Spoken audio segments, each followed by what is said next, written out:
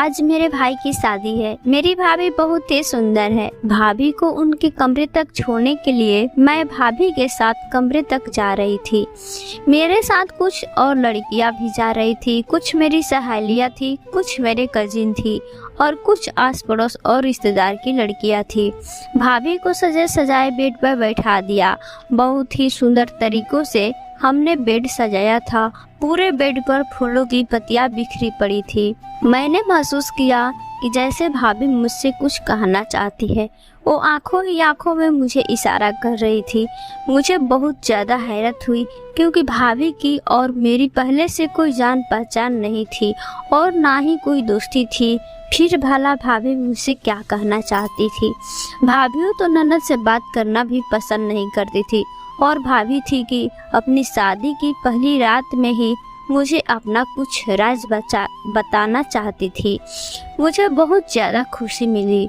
मैंने सारी लड़कियों को कमरे से बाहर भेज दिया और भाभी के पास आकर बैठ गई और मैंने मुस्कुराते हुए अपने भाभी से पूछा, भाभी क्या बात है, आप मुझसे कुछ कहना चाहते हैं।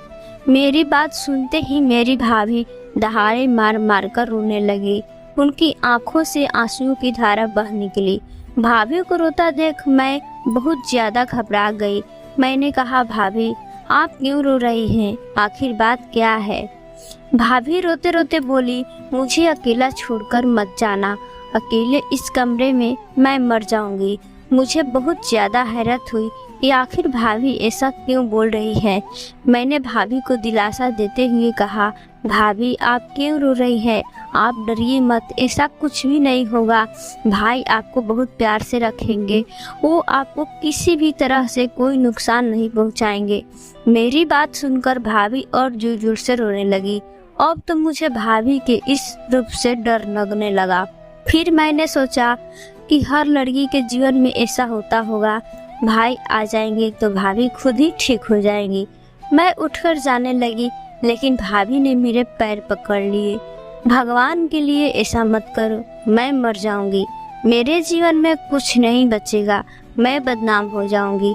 भाभी की बात सुनकर मैं बहुत ज्यादा हैरत से बोली, आपको क्यों अपमानित किया जाएगा, वो आपके पति हैं और मेरा भाई कोई जंगली जानवर नहीं है जो आपके साथ बुरा व्यवहार करेगा।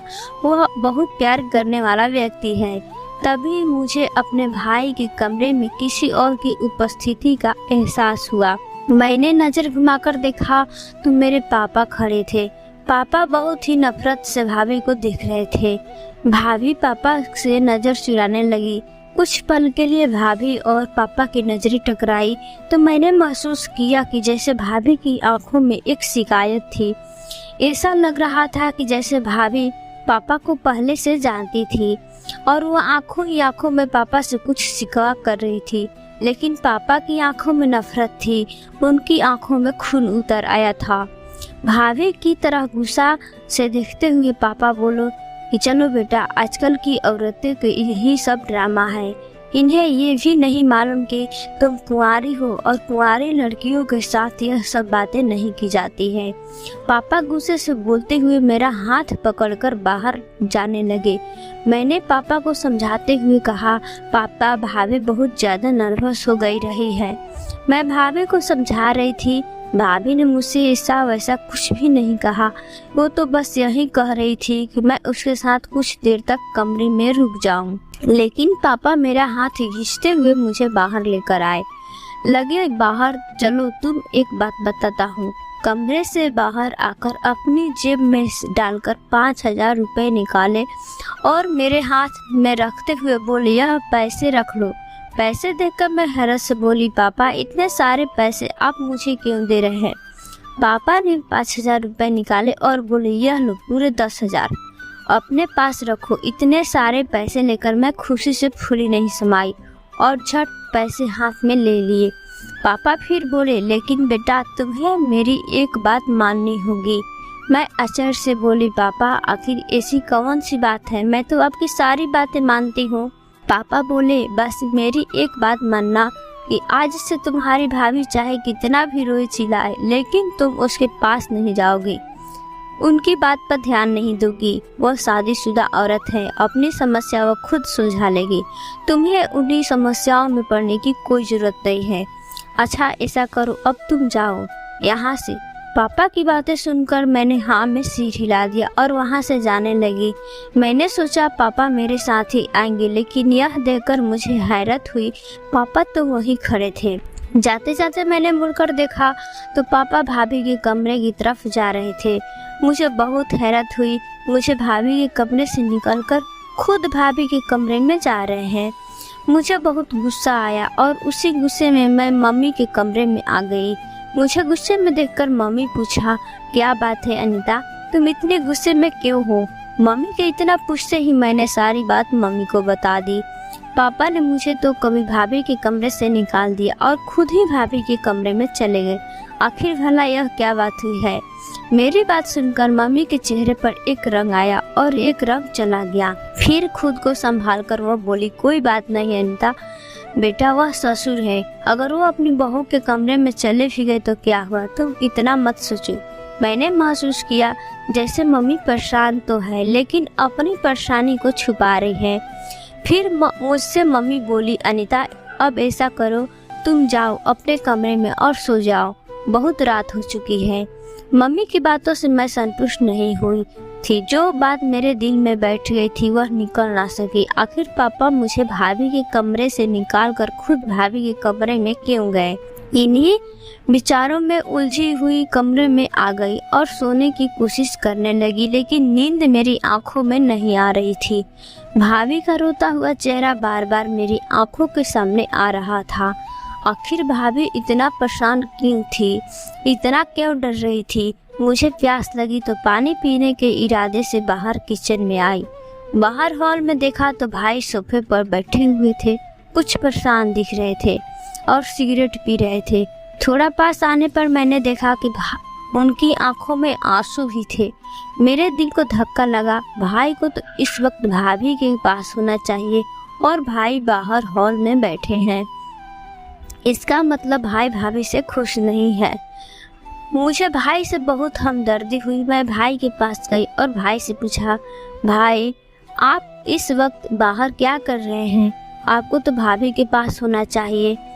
मेरी बात सुनकर भाई ने मुझे गुस्से से देखा और बोला, तुम भी आई पापा की चमची बनकर, जाओ यहाँ से, मुझे मेरे हाल पर छोड़ दो। लेकिन भाई आप ऐसा क्यों कह रहे हैं? मुझे पापा ने नहीं भेजा, मैंने तो आपको यहाँ परेशान हाल में देखा इसलिए चली आई। भाई गुस्से से बोले, चले जाओ यहाँ से। मेरी आंखों में आंसू आ गए और मैं वहाँ से पलटने वाली थी कि तभी भाई बोले, अच्छा सुनो, किचन से माचिस ला दो। मुझे लगा कि शायद भाई को सिगरेट जलानी होगी इसलिए माचिस मांग रहे हैं। मैंने किचन से माचिस लाकर भाई को दे दिया, लेकिन यह क्या, भाई की हरकत से तो मैं दंग रह गई। भाई ने माचिस जलाई और पापा के दिए हुए उपहार को जलाने लगे। पापा ने भाई को एक बहुत बड़ी प्यारी सी शेरवानी गिफ्ट की थी शादी में पहनने के लिए और भाई वही शेरवानी जला रहे थे। मैं एकदम हक्का बक्का से रह गई। जल्दी से आगे बढ़ी और आग को बुझाने की कोशिश करने लगी। आग को बुझाते बुझाते मैं बोली, भाई आप क्या कर रहे हैं? पापा ने इतने प्यार से आपको गिफ्ट किया है और आप उसे जला रहे हैं। तभी भाई अचानक गुस्से से बोले, अनीता चली जाओ यहाँ से, मुझसे कोई भी सवाल जवाब करने की जरूरत नहीं है, अभी के अभी मेरी आंखों के सामने से चली जाओ। भाई का गुस्सा देखकर मैं थर थर कांपने लगी और रोती हुई अपने कमरे में आ गई। पूरी रात मुझे नींद नहीं आई। कहीं 5 बजे जाकर मेरी आंख लगी, लेकिन सुबह 6 बजे मेरी आंख फिर से खुल गई। बाहर आई तो देखा पापा बहुत ही संजीदगी से सोफे पर बैठे हुए थे। मुझे देखते ही बोले, मैं तो अपने बहू के लिए नाश्ता बनाने जा रहा हूँ। असली बेटियां तो बहुएं होती है, बेटियों तो पराया धन होती है। पापा को पीछे पीछे मैं किचन में आई तो देखा पापा सचमुच भाभी के लिए नाश्ता बना रहे थे। मुझे देखकर हैरत हुई और पापा को भाभी के लिए फिक्र क्यों है। मैं पापा से बोली, पापा आप भाभी के लिए नाश्ता क्यों बना रहे हैं और आपको भाभी की इतने फिक्र क्यों है? मेरी बात सुनकर पापा बोले, वह मेरे बेटे की बीवी है, अगर मुझे उसकी फिक्र नहीं होगी तो किसे होगी। तुम्हारी माँ तो वैसे ही जहर उगलती रहती है, क्या भरोसा नई बहू को नाश्ता बनाकर दे या न दे। इतने में मम्मी भी आ गई। वह कुछ बुझी बुझी सी लग रही थी। वो मुझे हैरान परेशान खड़ा देखकर और पापा को नाश्ता बनाकर देखा तो मुझे समझाते हुए और टालते हुए बोली, बेटी ऐसा करो, तुम बाहर जाकर इंतजार करो, मैं तुम्हारे लिए नाश्ता बनाकर लेकर आती हूँ। घर में सब कुछ बहुत ही अजीबो हो रहा था। मुझे कुछ भी नहीं कोई बता रहा था। मेरे सर में हल्का हल्का दर्द भी होने लगा था। मैंने अपने दिमाग में सारी बातों को निकालते हुए अपने सर को झटका दी और अपने रूम की तरफ बढ़ने लगी। तभी अपने कमरे से भाई और भाभी को निकलते हुए दिखाई दी। भाभी ने सफ़ेद रंग के कपड़े पहन रखे थे, कोई बनाव श्रृंगार नहीं किया और भाई का चेहरा भी लटका हुआ था। भाभी देख मुझे धक्का लगा। नई नवेली दुल्हन की तो कोई बात ही नहीं थी। भाई और भाभी आकर नाश्ता की टेबल पर बैठ गए। मैं कमरे में जाने के बजाय नाश्ते की टेबल पर आकर भाभी के बराबर में बैठ गई। अभी मैं पूरी तरह बैठी भी नहीं थी कि तभी पापा गुस्से से बोले, अनीता मैंने रात में तुम्हें क्या समझाया था कि तुम इस मामले से दूर रहा करो। तुमसे मैंने कहा था कि अपने भाभी से दूर रहना, उसके पास भटकने की कोई जरूरत नहीं। तुम्हें मेरी बातों का असर नहीं होता। शरीफ लड़कियां ऐसी नहीं होती और उनके माता पिता जो बात कहे उसे माने और अपने बाप की बात मानना तुम्हारा फर्ज है। पापा की बात सुनकर भाई ने बहुत ही गुस्से से पापा की तरफ देखा और बोले, पापा हम लोग इतने शरीफ भी नहीं है। पापा ने भाई की बात सुनी लेकिन उसे अनसुना कर दिया। मैं उठी नहीं, बैठी रही और नाश्ता करती रही। अभी नाश्ता करते हुए 5 मिनट ही हुए होंगे कि तभी बाहर आवाज से दरवाजे पर किसी ने दस्तक दी। बाहर दरवाजे पर दस्तक का होना भाभी के चेहरे पर हवाइयाँ उड़ने लगी। उनका चेहरा एकदम सफेद पड़ गया था। दरवाजा खोलने के लिए भाई और पापा गए, पीछे पीछे भाभी भी चली गई। मैं भी उनके पीछे पीछे जाने ही वाली थी। मम्मी ने मुझे रोक लिया और बोली, तुमसे तुम्हारे पापा ने क्या कहा है कि जबरदस्ती बड़ों के बीच में टांग अड़ाने की कोई जरूरत नहीं। यहीं बैठे रहो, नाश्ता करो और अपने कमरे में जाओ। पापा भैया और भाभी बाहर गए। 10 मिनट हो चुके थे लेकिन वह अभी तक अंदर नहीं आई। पता नहीं इतनी देर तक क्या बातें हो रही थी। पता नहीं आने वाला इंसान कौन था। मम्मी चुपचाप बैठी नाश्ता कर रही थी, जैसे उन्हें कोई फर्क ही नहीं पड़ता। अभी थोड़ी देर और गुजरी तभी मुझे भाभी की जोरदार चीख सुनाई दी। मैं एकदम उठी, बाहर की तरफ भागी। तभी मम्मी ने मेरा हाथ पकड़ लिया और बोली, अनीता तुम्हें एक बार में समझ नहीं आता, तुम्हें इस मामले से दूर रहना है। मैं रिहाई हो गई। बोली, मम्मी पता नहीं भाभी को क्या हो गया, वो क्यों चीख रही है, हमें बाहर चलकर देखना चाहिए। मेरी मम्मी बातों का कोई जवाब नहीं दी, बस चुपचाप आंसू बहाए जा रही थी। मेरे चीखने चिल्लाने पर बस इतना बोले, अनीता मैं कुछ नहीं कर सकती, मुझे अपने घर को बचाना है, उसे तोड़ना नहीं है। मैं मजबूर हूँ अनीता, मैं कुछ नहीं कर सकती। पापा ने और भाई ने बाहर से दरवाजा लगा दिया। मैं दरवाजे के जोर जोर से पिट रही थी लेकिन कोई दरवाजा नहीं खोला। भाभी की चीखें अब और जोर से आने लगी। वह बार बार जोर जोर से चीख रही थी। लगभग 2-3 घंटे बाद पापा ने दरवाजा खोला और वह तीनों अंदर आए। भाभी अपने कमरे की तरफ चली गई।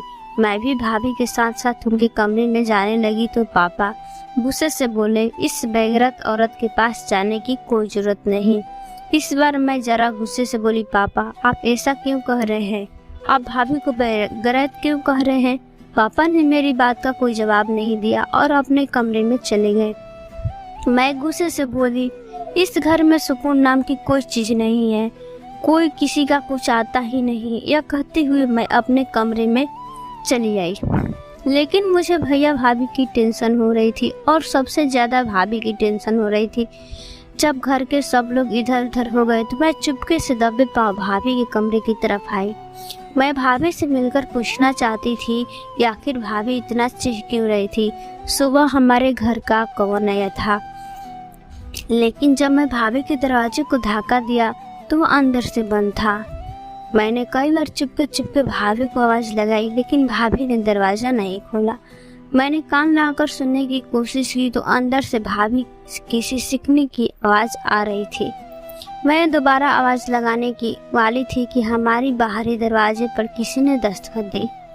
मैंने बाहर का दरवाज़ा खोलने गई तो देखा हमारे मोहल्ले की एक औरत खड़ी थी।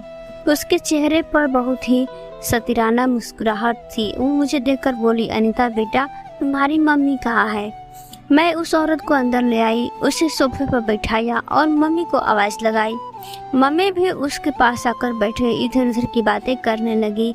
वो औरत बोली, तुम्हारे घर में क्या बात थी? तुम्हारी बहू की चीखने बहुत आवाज़ आ रही थी। भला ये कोई बात है? शादी को दिन भी नहीं हुए, तुमने ये तमाशा शुरू कर दिए। उस औरत की बात सुनकर मम्मी बोली, मैं इस मामले में कुछ नहीं कर सकती, यह मेरे पति का मामला है, वो खुद ही इसे सुलझा लेंगे। मेरी मम्मी की बात सुनकर वो औरत बोली, बीबी जी यह क्या बात हुई? तुम्हारे पति का मामला कैसे हो गया?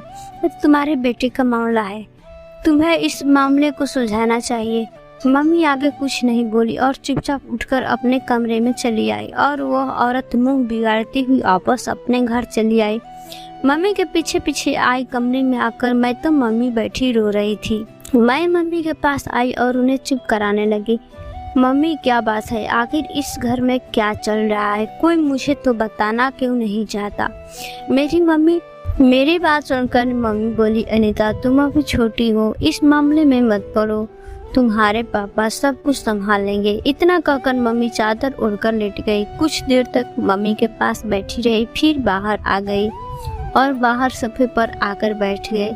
मुझे 5 मिनट ही हुए थे कि भाभी अपने कमरे से बाहर आई। फिर मुझसे बोला, अनीता मुझे एक पेपर और पेन दे दो।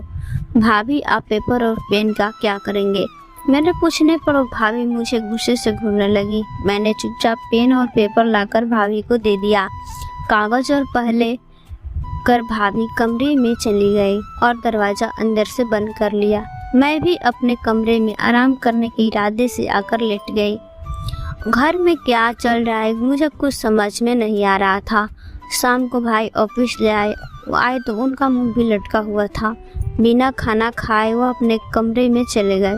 अभी कुछ ही देर गुजरी कि जैसे ही अचानक घर में तूफान सा आ गया। भाई के कमरे से जोर जोर से चीखने चिल्लाने की आवाज़ आ रही थी, लेकिन इस बार की आवाज़ भाभी की नहीं बल्कि भाई की थी। मैं भागती हुई भाई के कमरे में गई तो देखा भाई बहुत जोर जोर से चीख रहे थे और रो रहे थे। मम्मी पापा भी भाई के कमरे में आए चुके थे। भाई चीखते हुए कह रहे थे, पापा नंदिनी को बचा लो, वो मर जाएगी, प्लीज़ पापा नंदिनी को बचा लो। भाई भाभी की तरफ इशारा करते हुए बोले, मजाक कर भाभी के पास गई। वो आंधे मुँह पड़ी थी। वो उनके मुंह से खून निकल रहा था, जिसे देखते ही मेरे मुंह से चीख निकल गई। भाई जोर जोर से चीखते हुए पापा से कह रहे थे, प्लीज़ पापा नंदिनी को बचा लो, हमें इस हॉस्पिटल लेकर जाना चाहिए। लेकिन पापा बोले, नहीं विक्रम, हम इसे हॉस्पिटल लेकर नहीं जाएंगे। इसने अपनी मौत को खुद बुलाया है, यह अपनी मौत की जिम्मेदार खुद है, इसकी खुदकुशी की है, हम इसे हॉस्पिटल लेकर नहीं जाएंगे। इतना कहकर पापा ने आगे बढ़कर भाभी की खुली हुई आंखों को बंद कर दिया। भाभी इस दुनिया से जा चुकी थी। मैं चीखें मार मार कर रो रही थी। मम्मी की आंखों से आंसू बह रहे थे। भाभी अब इस दुनिया में नहीं थी। इस सच्चाई एक्सेप्ट नहीं कर पा रही थी। भाई एकदम बेदम से होकर बेड पर गिर पड़े थे। मैं भाभी को देखकर रोता जा रही थी। भाभी का वो मासूम सा डरा डरा सा चेहरा बार बार मेरी नज़रों के सामने आ जा रहा था। भाभी कैसे मुझको रो रो कर कह रही थी, प्लीज़ मेरे पास से मत जाओ, मैं मर जाऊंगी। और आज सचमुच भाभी मर गई। सब परेशान खड़े थे। पापा के चेहरे पर गहरी खामोशी थी। तभी उन्होंने भाई से कहा, विक्रम नंदिनी के घर वालों को फ़ोन कर दो, वो आकर ले जाए। भाई ने नंदिनी के घर वालों को फ़ोन किया। भाभी के घर वाले भी चले आए। गुस्से से चीखते चिल्लाते और भाई पर इल्जाम लगाने लगे कि हमारी बेटी को तुमने मारा है, तुम हो उसके कातिल। कहाँ हमारी इतनी सुंदर सी बहन और कहाँ तुम मामूली सी शकल सूरत के आदमी। चिढ़ते थे तुम हमारी बेटी से, क्योंकि लोग कहते थे हुर के पहलू में लंगूर, और शायद इसलिए तुमने हमारी बेटी को जान से मार दिया। जब उसको रख नहीं सकते थे तो उसको रिहा कर सामने लाए कि ही क्यों। हम अपनी बेटी को पोस्टमार्टम कराएंगे, पुलिस में रिपोर्ट करेंगे कि तुम हमारी बेटी के कातिल हो। भाभी के मायके वाले भाई को धमकाकर और उन पर इल्जाम लगाकर जा चुके थे। पापा भी इधर ही सोच में डूबे थे। पापा ने हम सभी को भाई भी के कमरे से निकाल दिया और कहा तुम सब लोग बाहर जाकर बैठो। हम सब बाहर जाके बैठ गए। पापा अंदर से कमरा बंद कर दिया और अंदर ही बैठ गए और यह बात मेरी समझ के बाहर ही क्या कर पापा अंदर क्यों बैठे। भाभी के मायके वाले भाभी के बॉडी को ले गए थे, लेकिन पापा कमरे में बंद बैठे थे, ना बाहर आ रहे थे ना अंदर जा रहे थे, किसी को आने दे रहे थे। कुछ देर में हमारे घर पुलिस आ गई और भाई को उठाकर ले गई। बहुत देर पूछताछ करने के बाद पुलिस ने भाई को छोड़ दिया। पुलिस की टीम हमारे घर पर भी आई थी। पापा घर के किसी भी सदस्य को अंदर आने नहीं दे रहे थे, लेकिन पुलिस को अंदर आने दिया, बता दिया नहीं। पापा पुलिस के कहा कमरे में घूम घूम कर वो सारी चीज़ें पुलिस को दिखा रहे थे। पुलिस सारे कमरे की तलाशी कर लेने के बाद जा चुकी थी। मम्मी और भाई का रो रो कर बुरा हाल था। पापा भी चुपचाप से बैठे थे। आखिर मुझसे नहीं रहा गया तो मैं गुस्से से फट पड़ी। लोग मुझे क्यों नहीं बता रहे हैं, घर में क्या चल रहा है मुझे कुछ नहीं मालूम। अब मैं इतनी भी बच्ची नहीं हूँ कि घर के मामलों में दखल ना दूँ। मेरी भी शादी की उम्र है, मुझे भी हक है इस घर में क्या हो रहा है यह सब कुछ जानने का, और आप लोग हैं कि मुझे कुछ बताते ही नहीं हैं। पापा कुछ देर तक मेरी तरफ देखते रहे, फिर हाथ पकड़कर मुझे अपने पास बिठाकर बोले, आओ अनीता, मैं तुम्हें सब कुछ बताता हूँ। तुम जानती हो कि मोहल्ले में कैसी कैसी बातें हो रही है। अभी किसी घर की इज्जत थी, अब नंदिनी इस दुनिया में जा चुकी थी। लोग अब उसके बारे में तरह तरह की बातें बता रहे हैं, लेकिन हम उसका भरम रखना होगा। यह कहते कहते पापा ने एक पत्र मेरी तरफ बढ़ा दिया। पत्र हाथ में लेते ही फौरन पहचान गई कि यह वही कागज था जो कल रात मैंने भाभी को दिया था। मैंने कांपते हाथों से वह खत पढ़ा और उसे पढ़ने लगी। उस खत को पढ़ते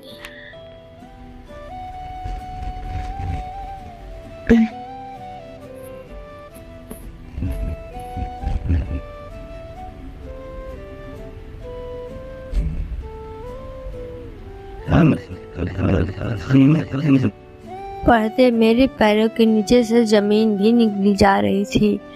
उस सुखत को पढ़ना मेरे लिए बहुत ज़्यादा मुश्किल हो रहा था। आंखों के नीचे अंधेरा छा रहा था। भाभी की सच्चाई जानकर हैरत से मेरी आंखें फटी रह गई।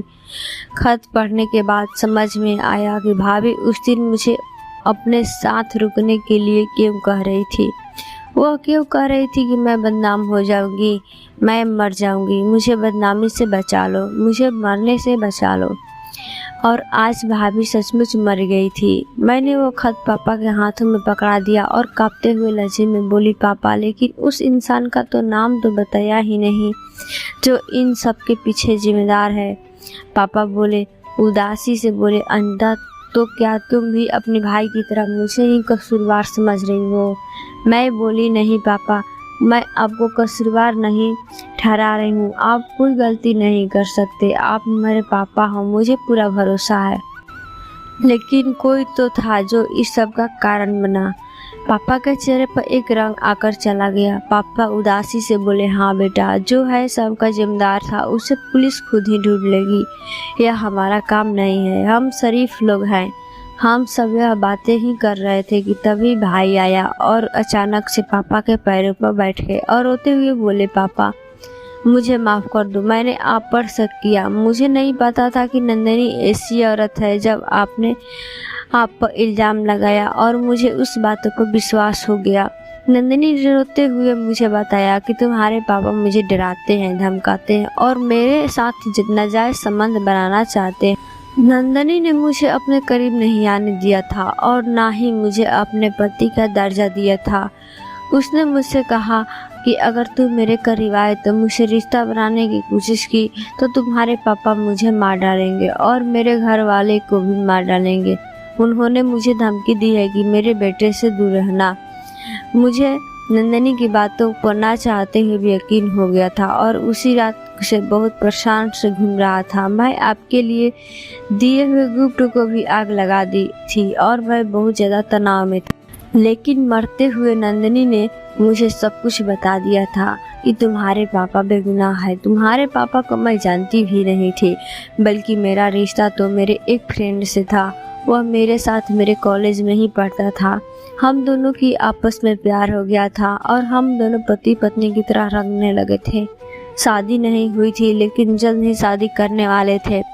लेकिन जब तक उसकी शादी मेरे साथ हो गई थी, नंदनी ने बताया कि उसका बॉयफ्रेंड उसे अब धमकाने लगा है। उसने कहा है कि अगर तुमने अपने पति के साथ संबंध बनाए तो मैं तुम्हें जान से मार दूंगा। तुम्हारी कुछ तस्वीरें मेरे साथ है, वह वायरल कर दूंगा और तुम्हें बदनाम कर दूंगा। लेकिन उस दिन जब नंदनी का बॉयफ्रेंड दरवाजे पर वह सब तस्वीरें फेंक कर गया था तो मुझे विश्वास हो गया था कि नंदनी झूठ बोल रही है। मैं बहुत ज़्यादा शर्मिंदा था कि मैं अपने पापा पर शक किया और इसलिए गुस्से में भी मैंने नंदनी पर हाथ उठाया था। पापा अपने आप बहुत अच्छा किया जो पुलिस को सब कुछ सच सच बता दिया और नंदनी का लिखा हुआ वह खत भी पुलिस को दिखा दिया, तो शक की कोई गुंजाइश ही नहीं कि नंदनी ने सुसाइड किया है और नंदनी की सुसाइड की वजह उसका बॉयफ्रेंड है। नहीं तो वह औरत जाते जाते भी हमें बदनाम कर देती। महर से भाई की तरफ देख रही थी, तभी अचानक मैंने पापा से पूछा, लेकिन पापा उस दिन आपने मुझे भाभी के कमरे से निकालकर खुद भाभी के कमरे में आप क्यों गए थे? पापा बोले कि मैंने उस दिन नंदनी को किसी से फ़ोन पर बात करते सुना था कि उसकी सारी तस्वीरें उसे वापस कर दो।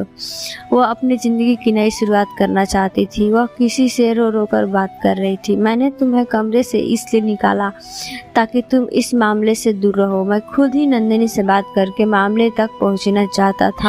मैंने नंदनी से प्यार से पूछने की कोशिश की, लेकिन उससे मुझे कुछ नहीं बताया, उल्टा मुझ पर गुस्सा करने लगी। आपको शर्म नहीं आती? नई नवेली बहू से कमरे में इस तरह आते हुए मैंने उसे बहुत समझाने की कोशिश की कि तुम मुझे अपना पापा की तरह समझती हो और मुझे अपने दिल की बातें शेयर कर सकती हो, लेकिन उसने मुझे कुछ नहीं बताया। मैं नंदनी का भरोसा लेना चाहता था। सुबह उठकर मैं उसके लिए नाश्ता भी बनाया ताकि नंदनी को मुझ पर भरोसा हो जाए कि मुझे उसे अपनी बेटी से ज़्यादा चाहता हूँ। भाई ने हाथ जोड़कर बोले, पापा एक बार फिर माफ़ी मांगे। बोले, पापा मुझे माफ़ कर दो, लेकिन जो हुआ अच्छा ही हुआ। नंदनी हमारे जीवन में एक बुरे सपने की तरह आई थी जो जल्दी ही सारी परेशानियों से मुक्ति होकर चली गई। मैं हैरानी से भाई की तरफ देख रही थी। भाई के चेहरे पर कोई मलाल नहीं था, ना ही कोई दुख था कि कोई पछतावा। सच कहते हैं, जो औरत अपने पति से वफा ना करे उस औरत की मदर की मर्द कभी इज्जत नहीं करता, फिर चाहे वो कितने भी खूबसूरत क्यों ना हो, फिर चाहे कितने भी बड़े बाप की बेटी हो। दोस्तों, हमारी कहानी अच्छी लगे तो हमारे चैनल को सब्सक्राइब करें। Thank you.